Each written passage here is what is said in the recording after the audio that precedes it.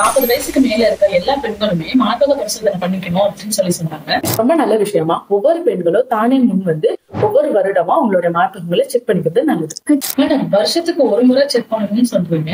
ஒருவேளை இடையிலயும் எனக்கு மார்பகத்துல ஏதோ பிரச்சனை வந்துருச்சு அப்படின்னா அடுத்த வருஷம் வரைக்கும் நான் வெயிட் பண்ண மாட்டேன். இல்லம்மா, மாதந்தோறும் ஹாஸ்பிட்டல் வராமலே நீங்க உங்க வீட்டுல இருந்தபடியே மார்பகத்துல செக் பண்ணிக்கலாம். என்ன மேடம் சொல்றீங்க? வீட்லயே செக் பண்ணிக்கலாமா? ஆமாமா, ஒவ்வொரு மாதமும் உங்க பீரியட் முடிந்த 5வது நாள் உங்களுடைய வீட்டுல இருந்தபடியே நீங்க மார்பகங்களை சுயபரிசோதனை செஞ்சுக்கலாம். எப்படி மேடம்? கண்ணாடி முன்னாடி நின்று உங்க மார்பகங்களை பார்க்கும் போது மார்பக அளவுல மாற்றம், அப்படி இல்லைன்னா மார்பகத்துல புளிவு ஏற்படுதல், காம்பு உள்வாங்குதல், மார்பக தோல்ல ஏதாவது மாற்றங்கள் ஏற்படுதான்னு பார்க்கணும்.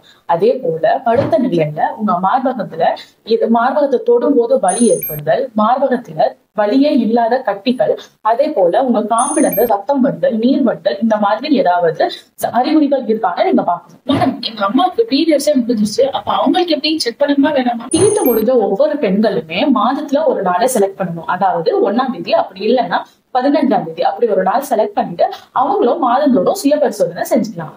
மார்பக சுய பரிசோதனை சொல்லிட்டீங்க. எத்தனை வயசுக்கு மேல இருக்க பெண்கள் இதை பண்ணணும்? நீங்க 18 வயசுக்கு மேல இருக்க பெண்ணா, அப்ப கண்டிப்பா மாதந்தோறும் உங்களுடைய மார்பகங்களை சுய பரிசோதனை செஞ்சுக்கோங்க.